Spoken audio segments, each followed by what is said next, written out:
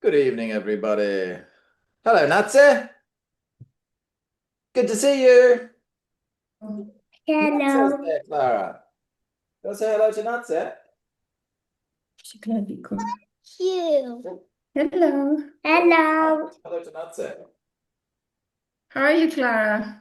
Look, there's Natse. Where's Gabby? She's running away. Oh, I like your ponytails. Yeah, okay. Gabby. Hello, Gabby. Gabby's eating a lemon. Daddy. Kom maar hier. What are you girls up to?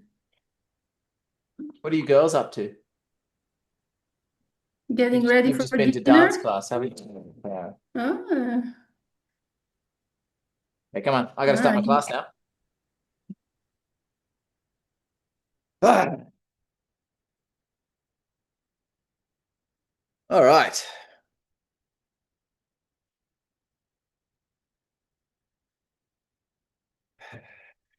Just take my shoes off. Get into our warm-up.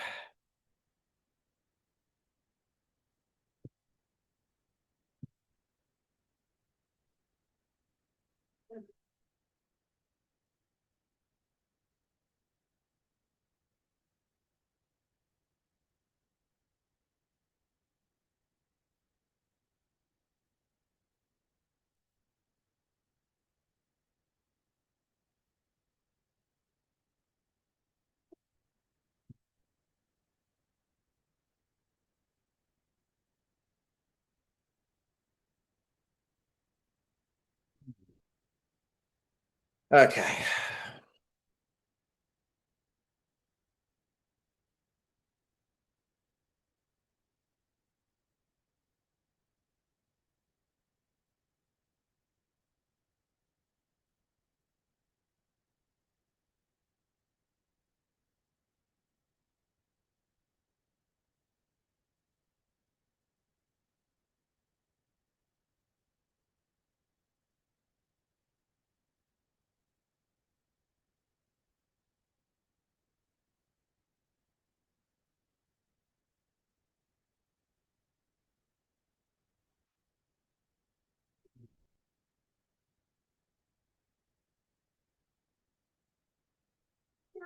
Right, what are we doing tonight? Yang Luchan's form. Let's get our bodies warmed up. Let's get some prepping into our legs. Just a little warm up first. Sinking down, keeping your knees a little bit more straight. You're stretching a bit through here. Keeping your back nice and straight, not rounding over. Like so. Yes. Good job. Eyes straighten your legs up so you stretch down the backs of your legs. And then if you're able to, drop your bum to the ground into a full squat. Reverse it, lift it up, and down, stretching, down, relaxing, up, stretching, up, flexing, getting those glutes engaged. I'm talking now, Gabby. You can't speak to me while I'm talking, okay? Thank you.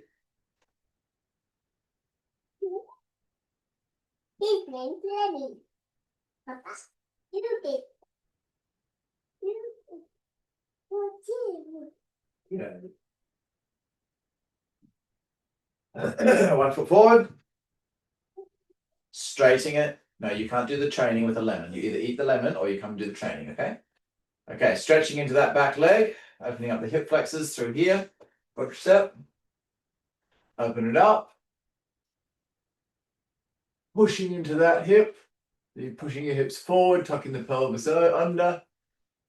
And then take your hands down. Remember, you can support yourself with your knee here or support yourself with the ground here as you drop that rear knee and then sit down. Same thing on the way up. You can either push off the ground or push off your knee to help you to stand up. If you feel, of course, you don't need that, then you can just drop it down, hit the knee on the floor, sit back, and then stand up. Do the same thing on the way up. Roll it forward like you're leaning over your knee. Lift that rear leg and then stand up, leaning back, down, through, up, over.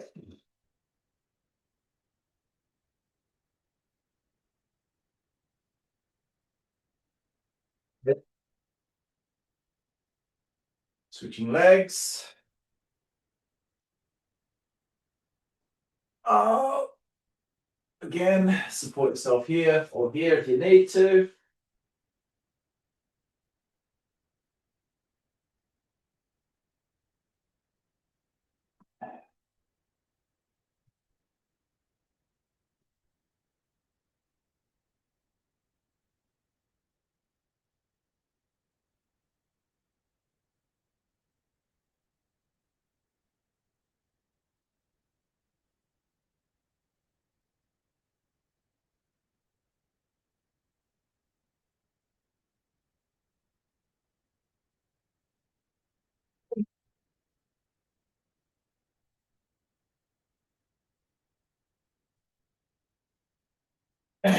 Standing sideways. You can go behind me, Claire. Like so. Nice wide stance. Turn one foot out 90 degrees, like so. And then try and drop your elbow to your knee if you're able to. Keep the weight in your heel. Don't let the weight come onto the ball of your foot. Keep your weight in your heel. Okay? Bring it back up. Turn your foot in. Turn your foot out. Go the opposite side. Down. Up. Down. Up. If you're finding that too hard, you can put your hand on your thigh and kind of slide it down using that arm for support all the way through the movement. Using that arm for support, put your other hand sort of on your hip, helps. And if you're really okay with it, then you can go a little bit lower and drop your elbow just past your knee rather than on the knee as you do that movement, okay? Adjusting your feet each time, turning it in, turning it out, down, up, down, up, down, up, down, up. Little break. Sorry, my light's flickering at the moment.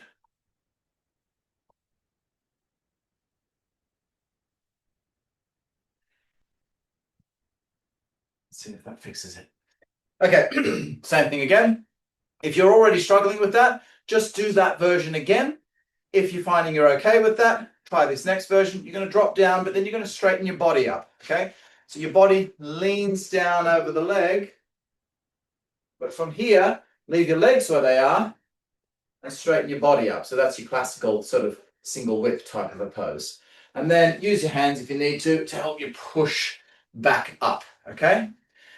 Dropping it down, elbow past the knee, and again, straightening up the upper body. And again, push on there if you need to stand back up. Drop it down, straighten it up, stand up, drop it down, straighten it up, stand up. Again, drop it down, straighten it up, drop it down, straighten it up, and done. So obviously with all of these, particularly the strengthening routines, don't just do them in class, do them a few times each day. You know, a simple little exercise like that, just done every morning, 10 times, something like that, will make a huge difference. A lot of the time when people think about strength training, they look at strength training routines like, weight training, calisthenics, all of this. And, you have like an hour-long program 3 or 4 times a week. Oh, I don't have time for that. I don't have the energy for that. This kind of thing. And by all means, if you want to get really, really strong, then you've got to do a bit more. But if you're from a state already where you're kind of going like, oh, gee, that's hard. Oh. If you're already at that stage where you're struggling to do a simple, basic movement like a squat, the tiniest little bit of exercise will send your fitness levels through the roof. Just literally doing what we just did once every morning. It'll take you 5 minutes. And within a few months, you'll be feeling like, oh yeah, I can drop down into there. It's no problem, But as I say, if you want to get extremely strong, then you've got to be a bit more serious about strength training. But just to get from that no strength to functional strength, it doesn't require that much to get things moving. We're still in lots of jackets and jumpers at the moment because the boiler's not getting fixed till tomorrow. So we did get loaned a heater though from last night. So the house, well, in there anyway, in the living room, it's up to 16 degrees. It's like a heat wave in there now. We were down to 12 degrees. It's still probably only about 13 or 14 in here though, because the heat doesn't quite get through to this room. Okay, right, let's do a little bit for the shoulders and then we'll get into our Taiji form after that. So we're going to slide down, put the hands on the floor. You're simply going to walk forwards. If you can't hold your weight on your hands, then place your knees on the floor. Most people should be able to manage that. Of course, if you're strong enough to hold your knees up, then keep your knees up. Walk it backwards till you're sitting into a squat. Or if you can't hold a squat, then just kind of come back to this type of position, you know, just there. If you feel like doing the squat's going to send you backwards, then just come back to here. Again, walking forwards into your plank and walking backwards into your squat. Again, you know, you want to become really strong, be able to do 30 push-ups or something, you're going to have to do a lot more than just this, but just getting a basic functional movement strength doesn't take that much effort. To go from 0 to functional is relatively simple. Now let's try opening out to the side. Open your body like so. Just hold it for a moment. If you need to, you can drop the lower knee to the ground. So you're still getting some pressure on that arm, on that shoulder, stabilizing in that awkward position. But the knee just takes the pressure off it. Try the opposite side, same thing. If you need to, you can drop that bottom knee to the ground, put a bit of weight on that to take the pressure off.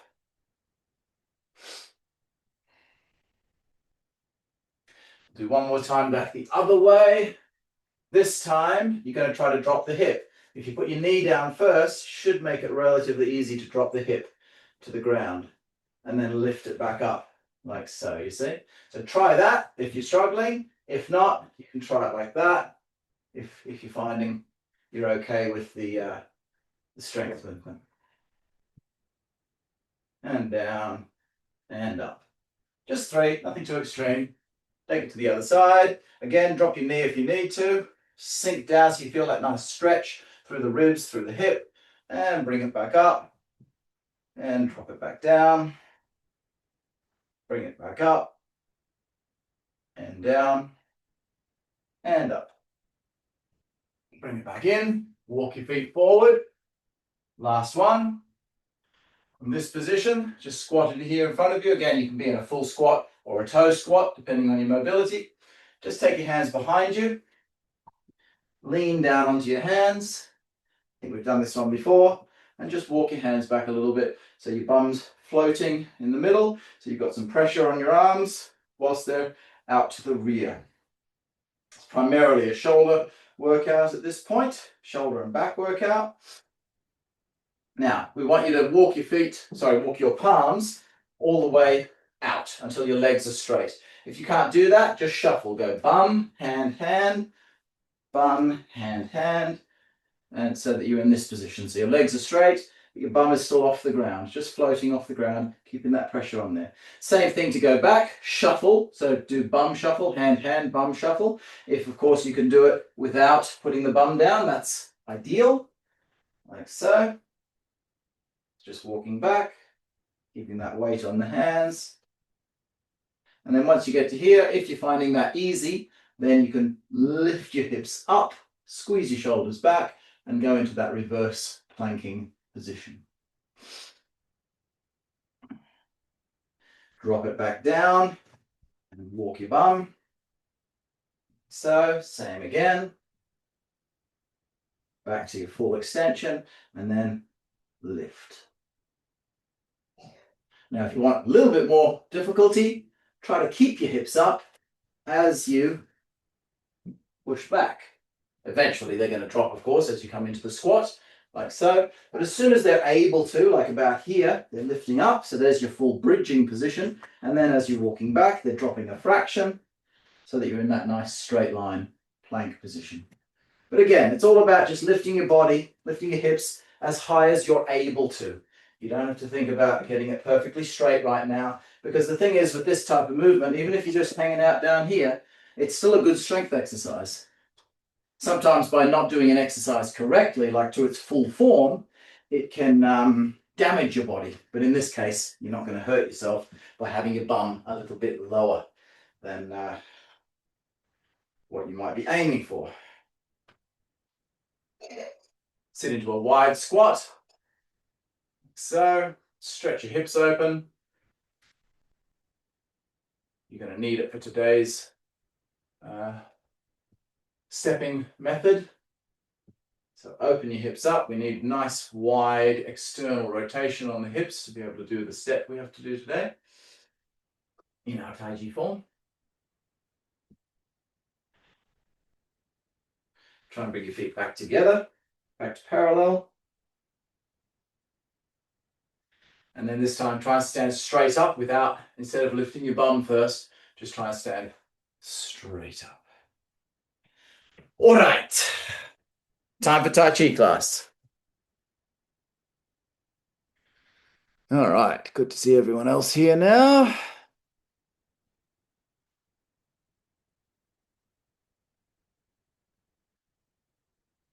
All over the world today. We've got France, Australia, America, Sweden, Spain, Germany, iPhone DIAP13.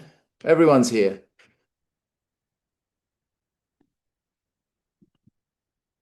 All right, so let's do some flow stuff and just recap the things that we've done so far. So we're up to the posture of hung, or ward off. So we're going to take it from there.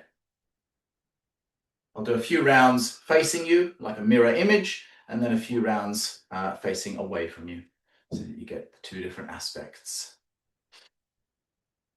Okay. Let's just we'll do a couple of rounds.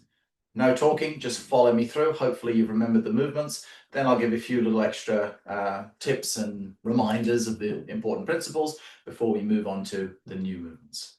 So here we go. Remember, you're mirroring me.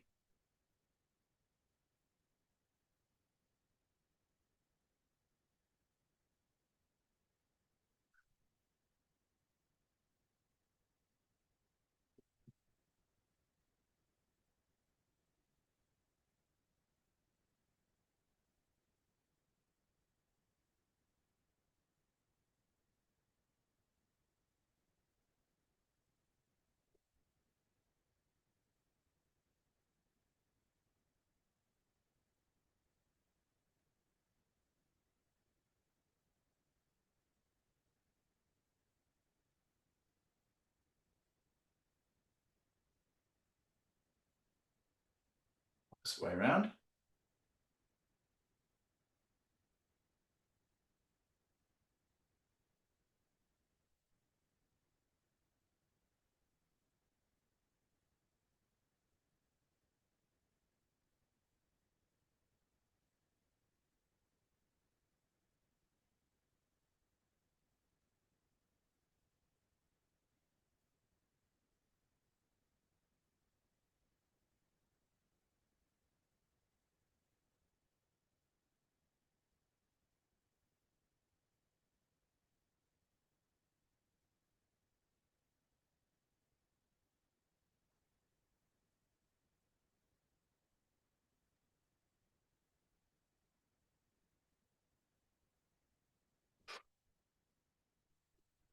There are a few rounds now where we just remind you of the important principles.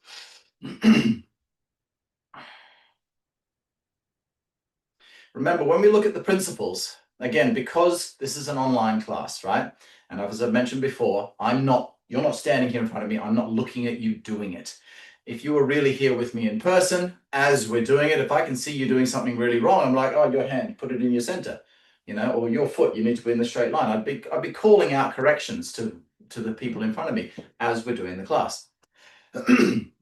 So, as I say, we have a little bit of that once a month at the end of the month, which is what we're going to do now after this class, where you send in a video and I'll give you a critique as to how you're going with your own personal training. But during class, of course, it's not practical. I don't have a big enough screen. I can't do that with a live class. So you have to be mindful of things. When I say a certain thing, like, I don't know, where is your weight? My weight's over here in this leg a little bit when I'm doing this move. Don't just assume you're doing it right. Really think about it. Really think, okay, weight in that leg. Yes, good. It's a good idea to speak, to verbally speak. Not when you're in a real class because it can annoy all the other students, but in a live class, you're there by yourself, your microphone's on mute, no one can hear you, okay? By verbalizing what it is you're doing, you will better understand the movement, like as if you're teaching it to someone. So you do the movements and you say, okay, I'm shifting my weight to my right leg. My left palm is coming up my center. My center is slightly to my right. Both hands are yin. By verbally saying it, it's going to go in more. Whereas if you're just kind of like, oh yeah, cool, whatever, you know, and you're going to not realize you're not doing the correct principles as we go through. So here we go. Opening move. That nice, gradual yin and yang change.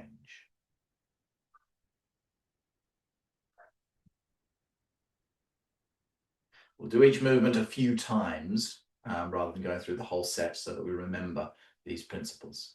Weight is on the heels. Weight very slightly rocks forward into the balls of the feet as you lift your hands up. Notice the palms are coming slightly closer together.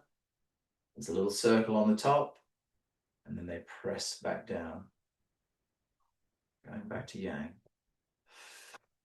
Remember, your palms must remain more or less parallel to the floor. So particularly when I push down, if you can see my palms like this, it means I've already changed them. Now they're not moving all the way down. The wrists are static, they're dead. Whereas if I keep them parallel to the ground, the wrists are moving. There's the little circle, so there's no sharp edges, and the wrists are moving once more. Timing in the breath, inhaling as we lift up. Rocking forward very slightly into the balls of the feet and exhaling, sinking back down into the heels.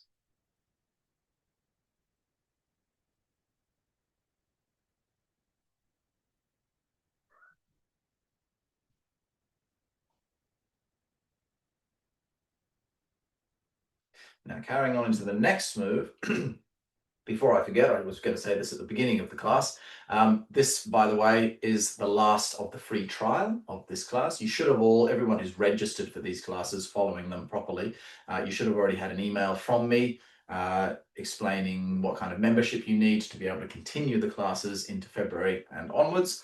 But for anyone who's just watching these on YouTube, on the recordings of the classes, if you are interested in continuing, because you won't get anything else on YouTube after this class, just get in touch. Make a comment on the video or send us an email, something like that, and we can tell you about the membership program so that you can continue with these classes into February. So, okay, so we're coming down off that last move, breathing out. Now remember, we've got to see there. This is really important to curve off the bottom of that move. Not to come all the way down. See? And then it's like a sharp right angle. We never want sharp angles in Taiji. Everything must be circular. How circular can vary greatly, but you see, it's just a little curve on the bottom end of that movement. As your center slightly veers off to the side, hands going in, weights shifting. Remember, everything, very slightly, but everything is to that side. Weight's a little bit in that leg, center's a little bit over there, hands are, that's more obvious, the hands are clearly over here. When I shift over here, the weight goes, you see, push the weight to the other leg. It's only a fraction. The center goes and the hands go. Okay. Remember, the outer hand on the second portion of the movement is in a yang state. So now we have yin and yang. Let's try that again.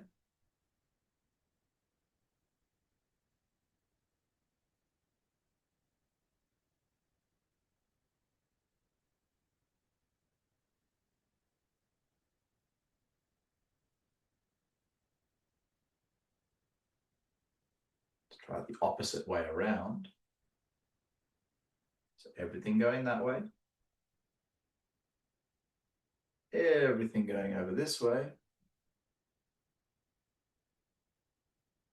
Outer hand yang, inner hand yin. Let's try that again on that same side. Let's do it from coming down so we get that little curve off. So we're sinking down, breathing out. Sweep off the bottom of the movement.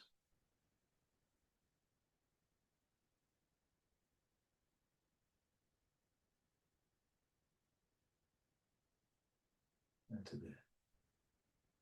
Just like I said about this little curve, we've got to make sure there's a little curve here as well. So we come up, let's go back this way again, alternate it. Sweeping up. You start going to the other side when your hands, your wrists, are just about up at shoulder height, maybe just below shoulder height. They're just about to cross shoulder height, if you want to be really pedantic with it. So for example, I'm not going to go now, that's way too early, but nor am I going to go, that's too late. It's just as they're about to cross that barrier in line with your shoulder, about there, that's up. I start shifting my weight across, turning my center, but notice that the hands still go a little bit more up. And then on the second half of that circle, roughly, they start dropping again. So there's a little up and down, very slight. So from shoulder height, you come up to about nose, chin height sort of thing. There's no exact amount there. You don't have to think, oh, it's got to be exactly in line with my lip or the tip of my nose or something. That's not important, so long as it is circular. And as I say, roughly in that region. It makes no difference to your form whether I say, oh, it's got to be exactly shoulder height, then exactly nose height, and exactly shoulder height, or just under shoulder height, nose height, lip height, chin height. It doesn't matter, so long as it is a circular movement and we're not doing something like this, you see, and going flat across the top. Or as I said before, doing something completely void of that basic guideline. We keep in line that basic foundational guideline of roughly about shoulder height, roughly in front of the mouth, and sinking back down to about shoulder height for that final portion of the movement.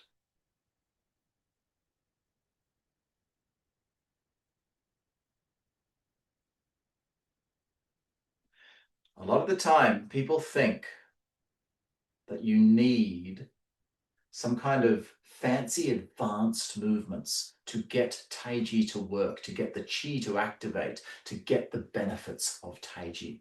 They think we need to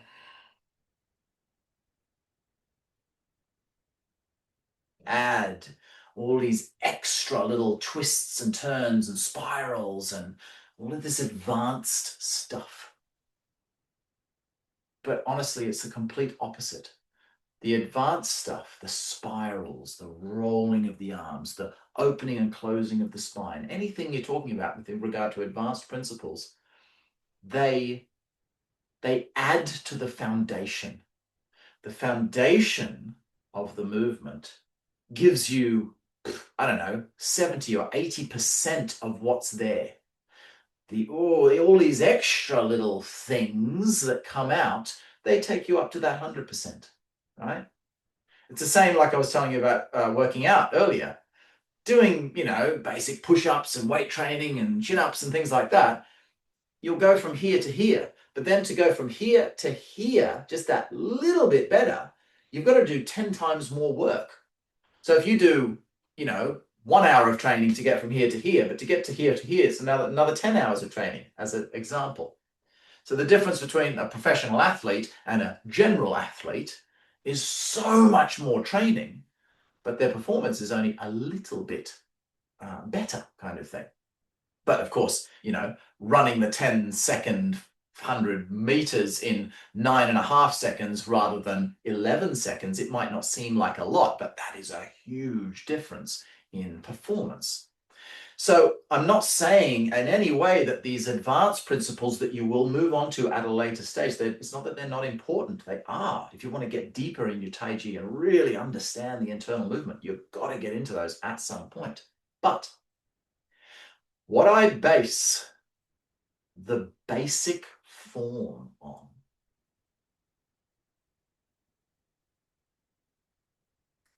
is the simplest movement,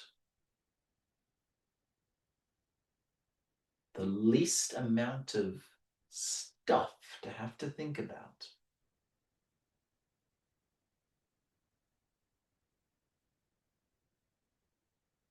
Whilst it's still feeling like Taiji.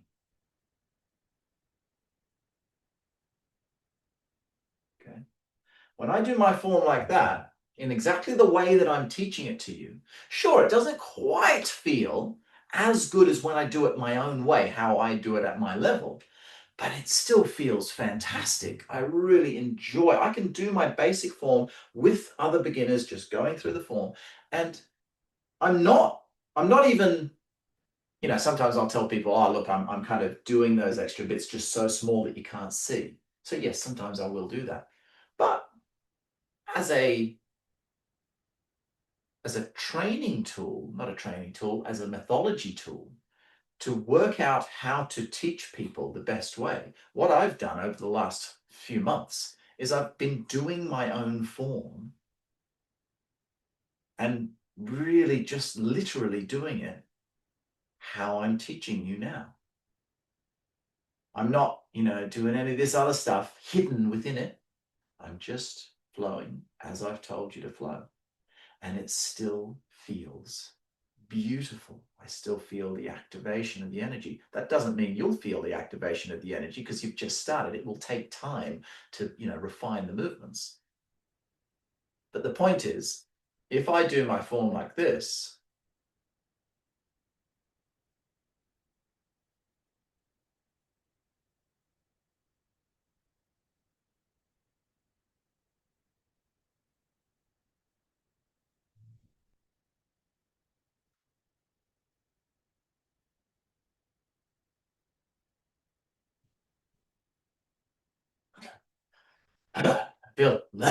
I feel like I need to shake it out. I feel like yuck.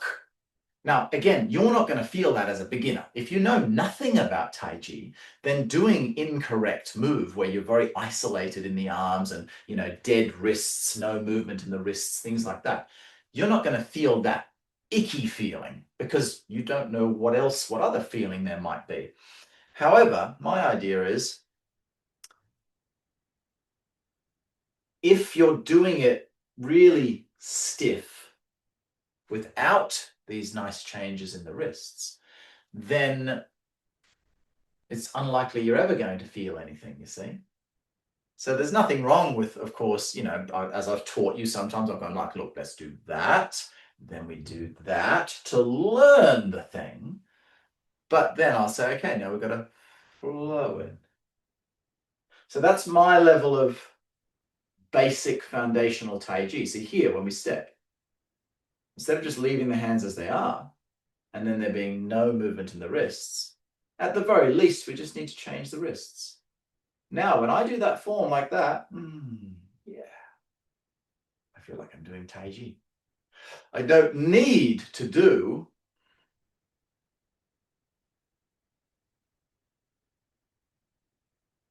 all of that extra stuff, even though it does enhance it. So just keep that in mind when you're Any teachers following the program, things like that.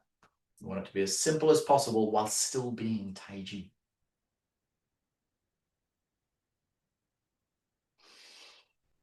Let's go on to the third movement now.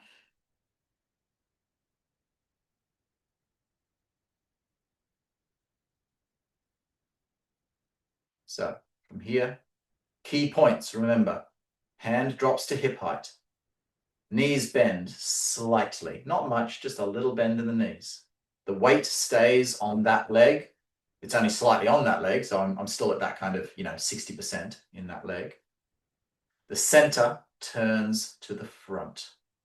Be absolutely sure that you do not turn like that. Okay, so from this slightly off center to that side, as I sink the hands, sink the knees, see how my center just relaxed. I'm still facing the front. It's only when the hand starts coming across the body, that's when the foot turns with the weight shift and the center movement. So you think about it as two separate movements in the beginning. From here, sink it down. I'm ready. Connect everything together. Hands move, center moves, weight moves, foot moves, everything moves together and lands together at the end of the posture.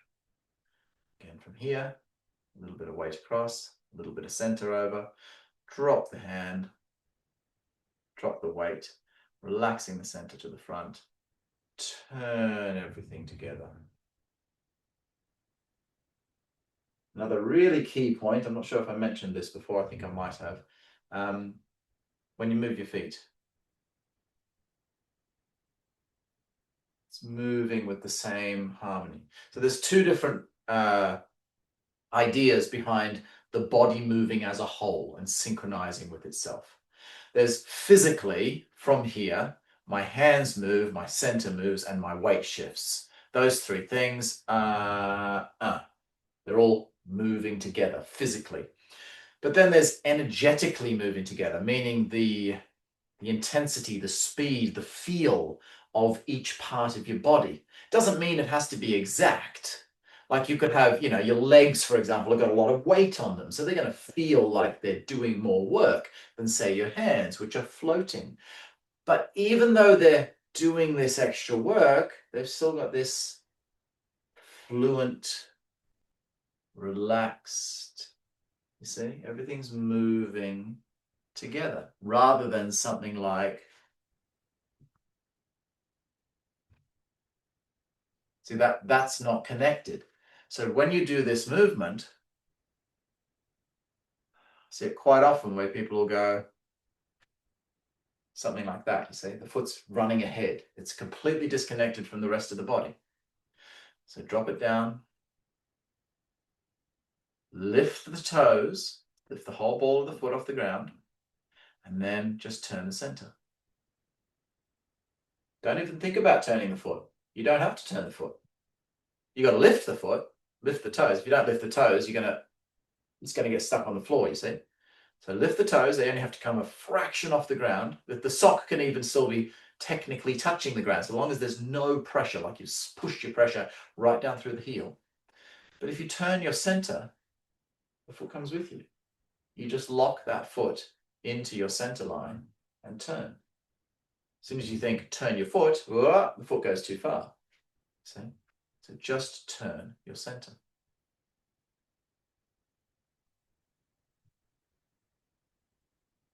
Let's try that on the other side. So everything off center, dropping the hand, sinking the knees slightly, turning to the front. Now again, pick up the toes, move the hands, move the center, move the weight, all together and meeting at the end. All together now. Let's try it again from here. A little bit off center. Dropping it down. Taking it across.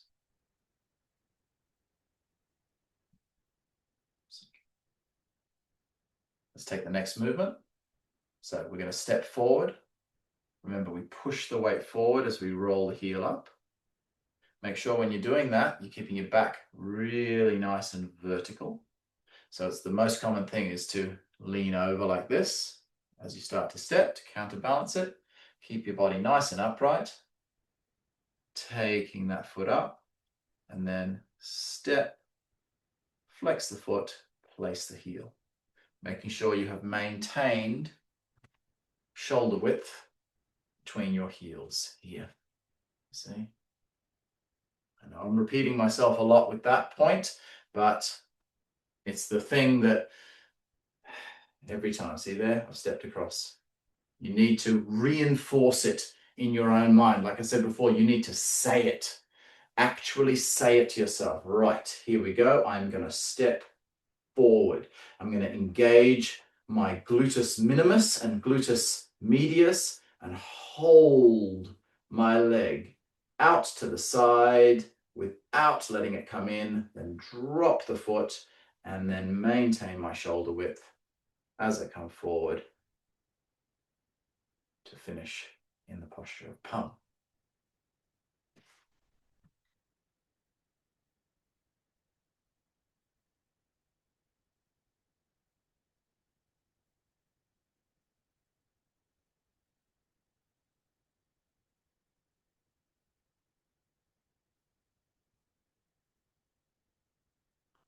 The center is turned to the corner at this point. When you step, you just relax your center and step forward, you see? So I'm still facing the corner. Remember that. I'm still facing the corner. Do not turn to the front. Facing the corner. It's just there's the hard corner. If you relax, you just kind of, just a little bit off center from the corner, a little bit to the front of the corner. That's where you should be facing when you take that step, or kind of gradually as you take that step. So as the foot rolls up, you see, it's sort of, see the center's turning a little bit, but don't actively turn your center. If you think, oh, Eli said turn, all of a sudden you've turned too far. Just relax and hold your center here. Notice the hands have changed state. Top hand is yin, bottom hand is yang. Then when I come forward into posture, bottom hand goes yang, top hand goes yin. The hand which is moving down opens up, or it's already open, but that's using the dragon mouth here. This is the dragon mouth. Okay, that's going to pass over the fingers like so. Okay, so it's the bottom hand, the downward hand, the one which is pushing down, which is the dragon mouth. The one which is lifting up is the fingers going through the dragon mouth. That's a really important alignment cue, both for physical structure and energy activation when we do that movement.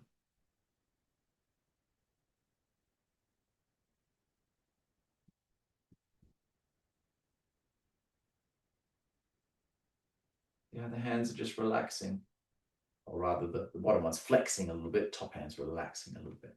You've got that there now. And then there's the dragon mouth activation, continues through. There's the final posture. Front foot facing the front, rear foot facing the corner, roughly. Now, not sure if I mentioned that before. I know I told you about the bow stance being tucking the pelvis and trying to straighten that rear leg, sinking through the front leg. But another really important aspect, I'm not sure if I mentioned it yet, is the angle of that rear foot. This applies to all bow stances, any stances really. If you are told you need to turn your hips to the front, but by having your foot on the corner, perhaps, I don't know if you can see that because I've got black pants on, but my knee is, I'll make it a bit obvious. See how my knee's kind of caving in? Now it doesn't have to cave in that much, even if it's just here, okay? There my hips are a little bit off center. When I close them to the front, my knee is buckled. Just a fraction, but it is still buckled. I can feel the pressure going onto the inner edge, like across the big toe side of my foot. I can't get the foot flat, completely flat on the ground, and my knee feels like it's caving in, the ankle, the hip, it's all broken. If I simply turn that rear foot, just that much, just a tiny little bit, Now it feels strong. Now I feel like I can push off that. I feel grounded and planted. I feel like it's a stable stance. Nothing's breaking when I'm in that stance. But if someone tells you, no, you must put your foot on the corner, now your foot's on the corner, but everything else is buckled. You don't have the capability in your hip mobility to be able to do that. So you have to make an adjustment, and everyone's built differently. Some people can hold it further open, some people can't. Sometimes it's a case of you need to stretch, you need to open that up. Other times it's a case of that's what you've got, that's your bone structure, okay? So for me, for example, no matter how much stretching I do, it doesn't matter. This posture will always be just like a centimeter in from the 45. That's where my bow stance is. That will be different for you. You might need to go 2 centimeters. You might be able to hold the full corner. It depends on your own body, so long as you're not getting that collapsing feel. But don't allow that principle of adjustment to make you lazy. Because I see a lot of people doing that. It's like a catch-22 situation. We used to just say, hold your foot on the corner. The people who couldn't do it, they'd just sit there with a saggy knee. Okay, how do we fix that? The people who could do it, they were okay. Then, so okay, we'll tell people, we'll allow you to adjust. Yeah, adjust it. Listen to your own body, allow that adjustment. So now, instead of buckling the knee, they over-adjust it. They'll come into a posture, you see, alleviating the whole concept of opening the hip and stretching and opening the joints. That's why we're holding it on the corner, to get this nice mobility exercise happening throughout the form. If you allow the adjustment too much, now I'm not opening the hip at all. It's the same with the next move. You've got to adjust the foot just a fraction to enable you to be able to take this next step. Otherwise, it will be far too difficult when you first start your training. So instead of going like this and buckling the knee, you see, we let people just slightly turn it in. But what do some people do? Turn it all the way in. And then you're not getting anywhere with that then. You're not gradually strengthening the right muscles and opening the right joints. You need to only create the adjustments, whichever adjustment it is that you have to do. You have to only do it to a point where you can, like, just enough to enable you to do that exercise.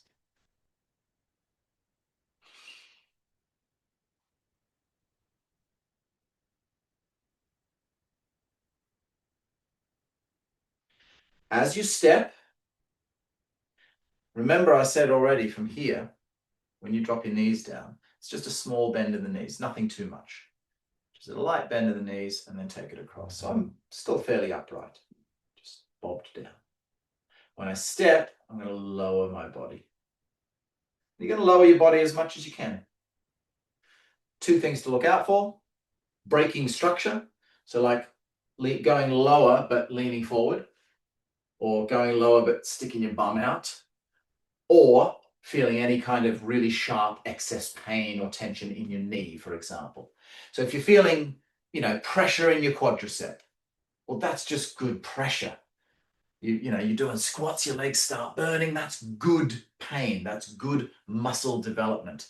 But if you're doing your squats feeling this sharp pinching pain in the side of your knee, for example, or across over the patella, something like that, now you're probably damaging yourself. You're pushing yourself beyond your capabilities, or you're using poor technique, and so you're hurting yourself.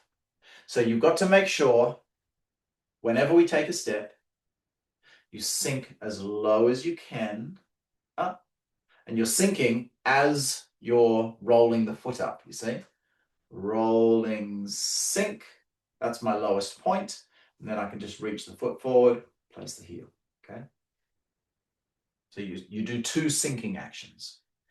Sink here, a little like a half sink, take it across. Now, that might be it for you for now. You might go, oh yeah, I can't go any lower. Okay, and that's fine. That's where you're at for now. But at least try. At least have in your mind's eye that when you roll that heel up, think. Have downward thoughts. Even if you don't physically go down hardly anything, As long as you're thinking down, down, down, raw, sink it. Now I hardly moved, but I still had that downward thing. That way, as you strengthen, you'll gradually go lower. But if your mindset is just, oh, I can't do it, so I'll just step, you'll never get stronger, okay? Mindset is a really important key factor in learning correctly. So, as I roll the heel up, sink. Then I should have stability. You should be able to reach the foot forward, changing the hands, place the heel. Center is still a little open, you see, and then move forward.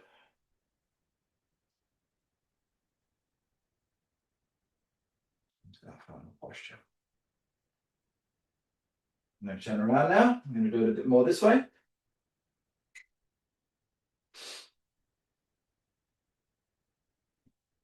In breath. Circle on the top. Out breath. Pushing back down. Curve off the bottom. In breath as you start to lift your hands up.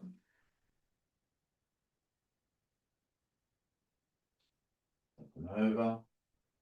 Drop the hand. Bend the knees. Turn to the front. Turn everything to the right. Sink your weight forward. Bring your hands into position. Tuck your pelvis under here. Sink your weight. Roll the heel up. Start to change the palm positions. And move forward.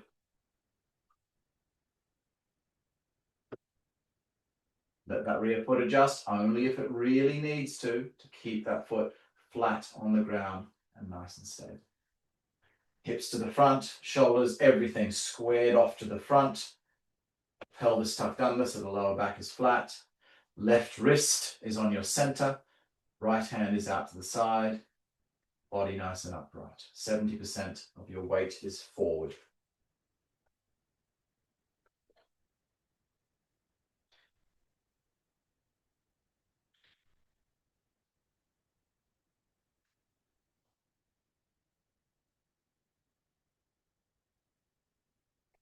Curve off the bottom of the movement. When you begin to lift your hands, start to inhale. Take it over. Breathe out as you start to drop your hands, bending the knees, turning towards the front. Continue that movement, sweeping across your body. Straight spine, nice and upright. Sink down, change your palms. Step forward. Place the heel. Move into posture. Only adjust that rear foot if you absolutely need to. Tuck the pelvis, hips on the front, chest on the front, right wrist on the center, about chest height. Left palm is yang, down to the side. Right palm is yin.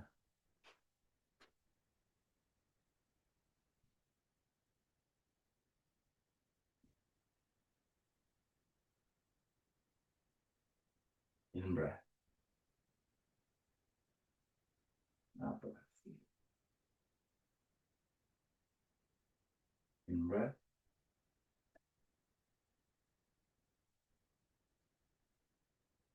Out breath.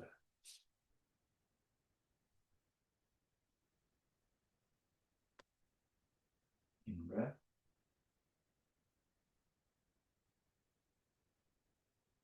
Out.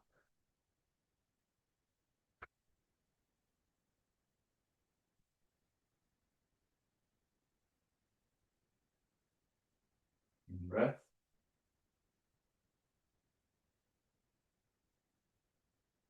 Out breath.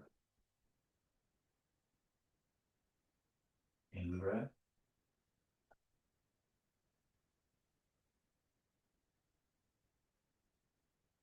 Out.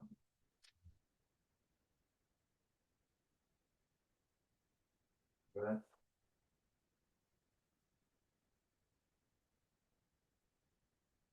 Out.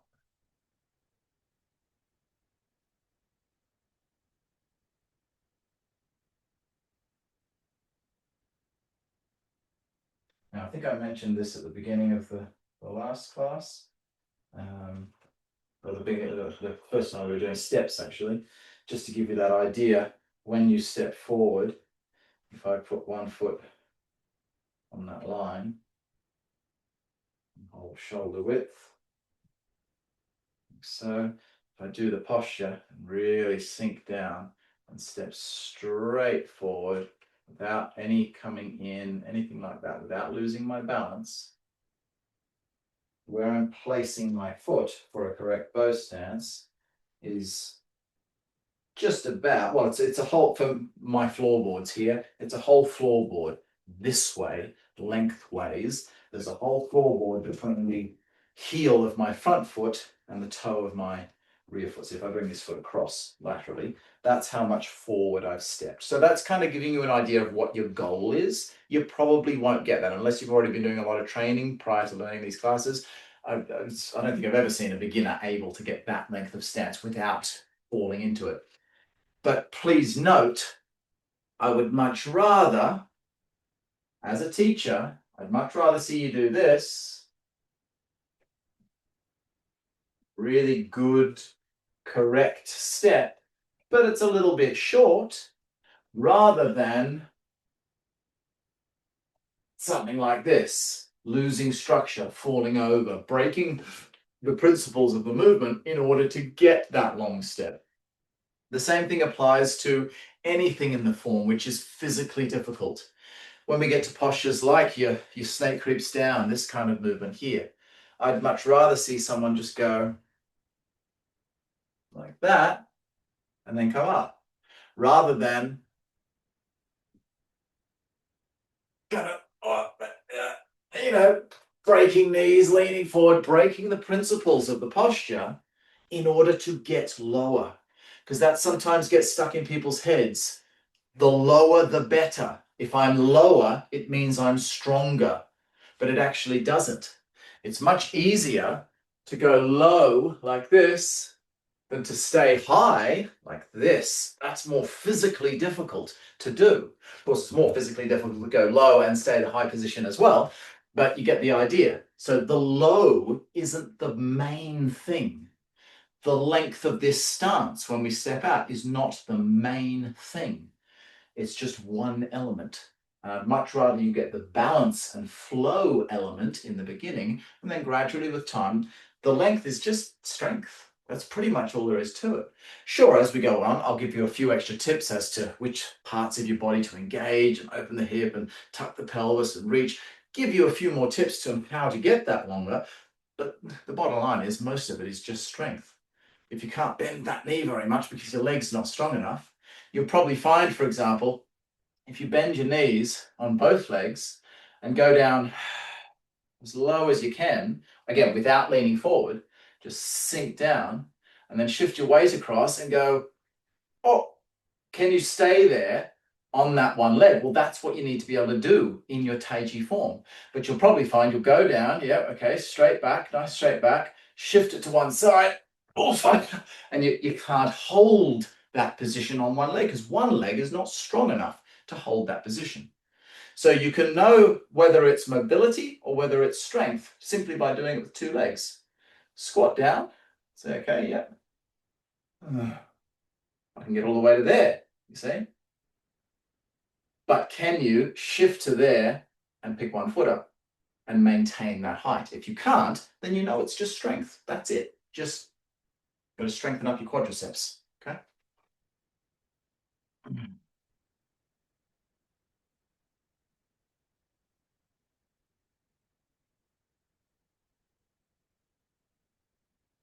When we go through this time, I'm going to do it at a few different speeds whilst you follow along with me so that I'll give variations because everyone should do the form slightly differently paced. The concept of perfect synchronized form is unnatural because everyone moves at a different pace. So when you see Taiji being done, everyone is exactly like synchronized swimming.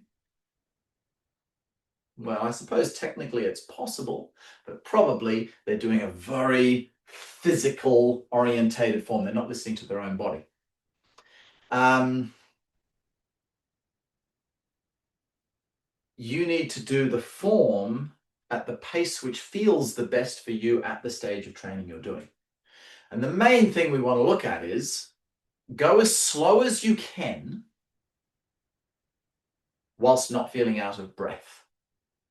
Meaning, breathe as slow as you can without feeling out of breath. If you breathe like this,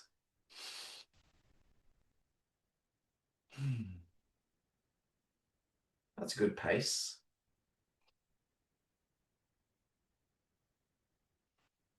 You probably, you might be able to hold that. But if you go really slow, you go, like, let's say we go,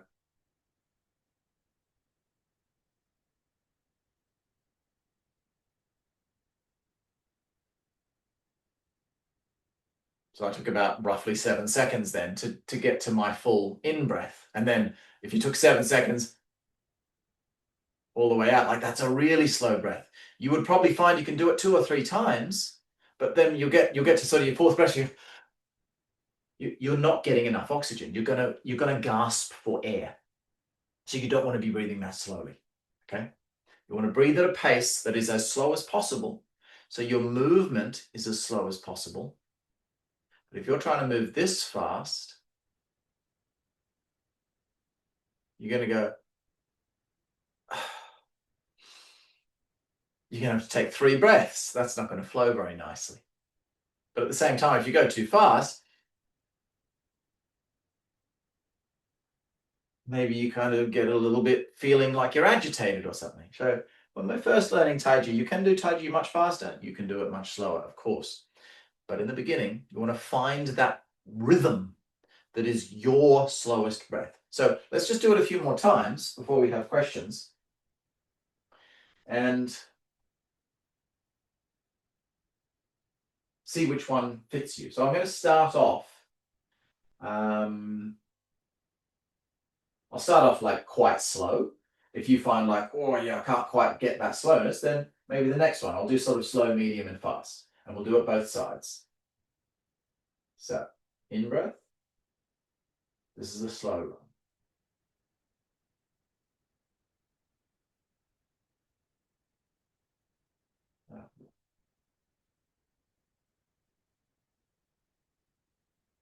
In breath.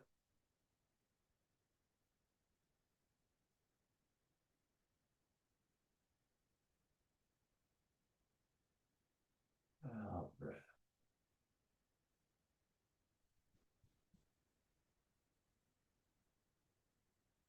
In breath.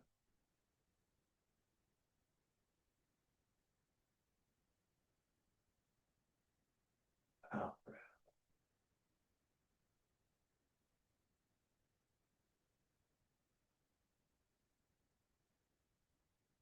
Do that same pace again on the opposite side.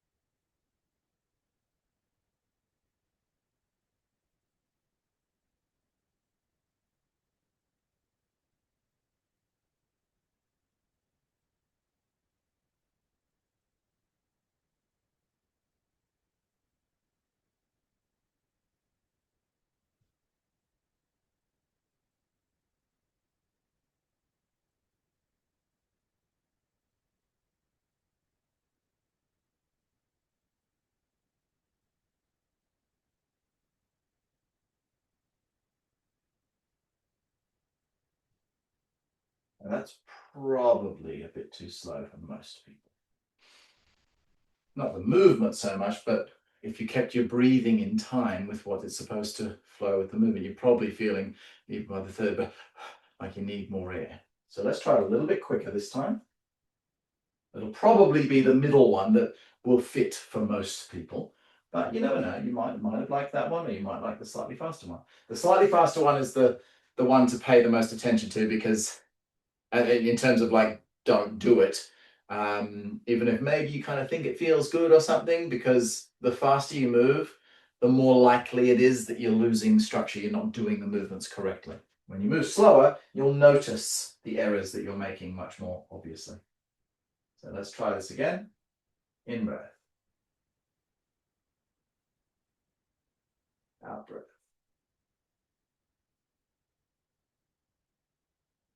In breath.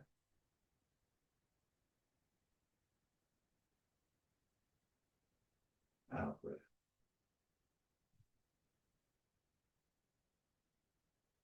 In breath.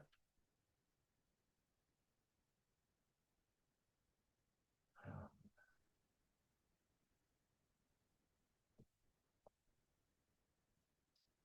On the opposite side, same speed.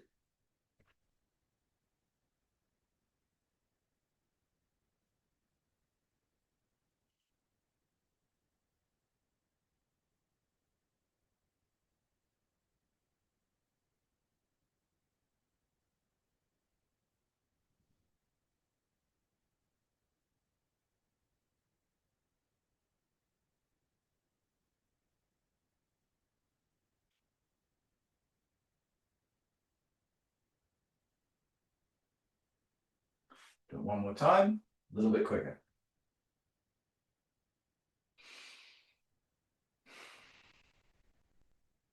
In breath. Out breath. In breath.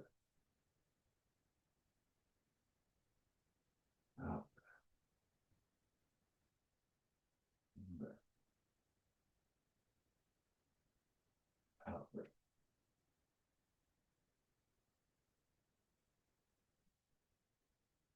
Opposite side.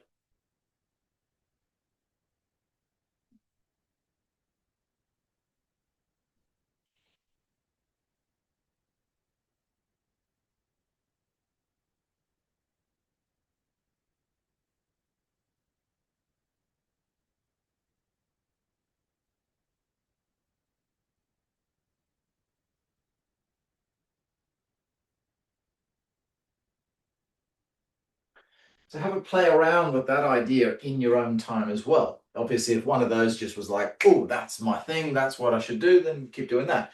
But maybe it wasn't quite. You might want to slow it down a little bit, speed it up a little bit, find your rhythm within those movements. So we're going to leave it there for the form. As I said, that's the end of the free trial. Included with even the free trial, you can now send me in a short video of you doing that section of the form. Just face the camera like so, up, down, do the movements just at whatever speed is the most comfortable for you to there. Then do it on the opposite side, around, and yeah, just one angle's fine, just facing the camera. I will then send you back a video of myself just saying whatever things you might be getting wrong. Like if you're stepping across, I'll point that out, that you've got to be here. Maybe your bum's sticking out, maybe you're leaning forward. Whatever the error is that you're making that you haven't noticed yourself, I'll point those out to you.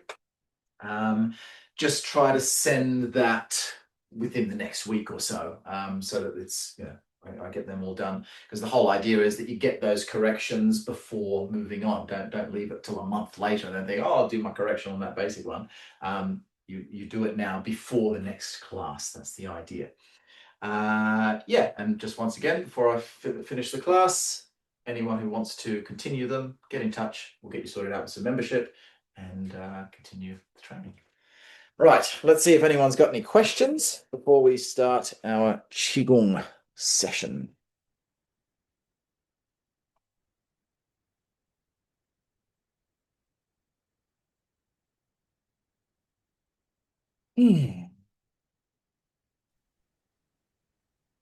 Dragon mouth. Yes. Oh, hang on. I haven't got my camera on. The wrong camera. See, there's his mouth and there's his two little teeth hanging down, you see? Just what it's a region of points in the hand. You've got a bunch of mainly colon points that run down through there. You get a little bit of the lung in there as well, but dominantly colon points through there. It's a colon activation when we pass through there. It's the first section of the form activates the colon.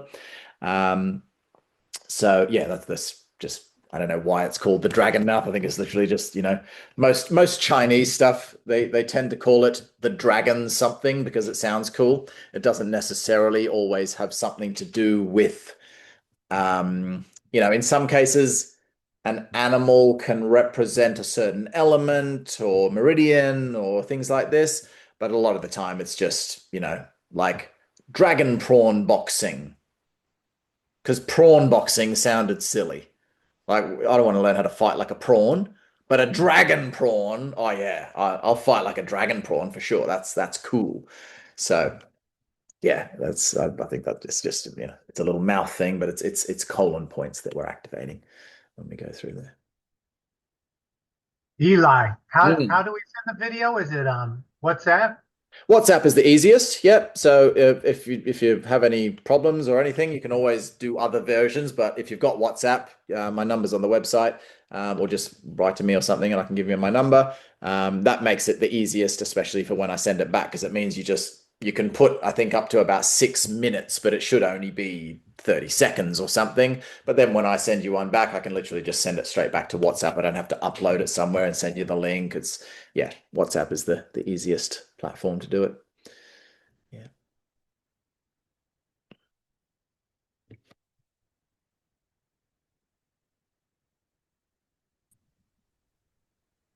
All right then. Well, there's no other questions. We'll I stand still think for a Juan little had while. one down in the chat. Pardon? I think Juan had one down in the Oh, chat. was there? Let's have a look. Right, sorry, Eli. Should we send the videos of both Taiji and Small Sensao? Yes, if you didn't, so I'm assuming you didn't see the Small Sensao video, Juan.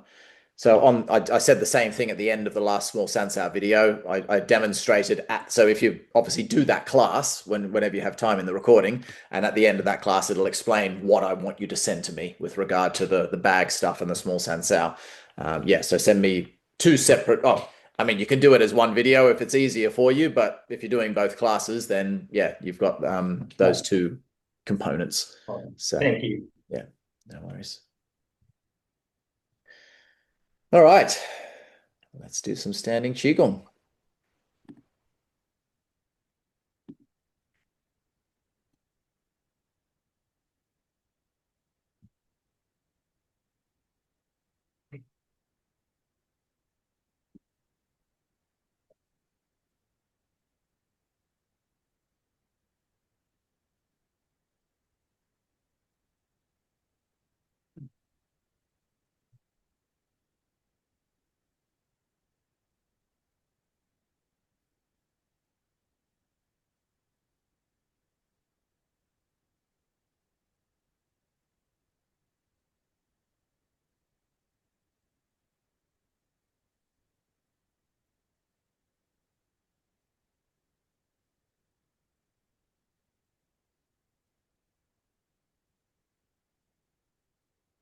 Qigong is obviously one of the best ways, this specific Qigong, for strengthening the legs for all that I was just talking about with the stepping.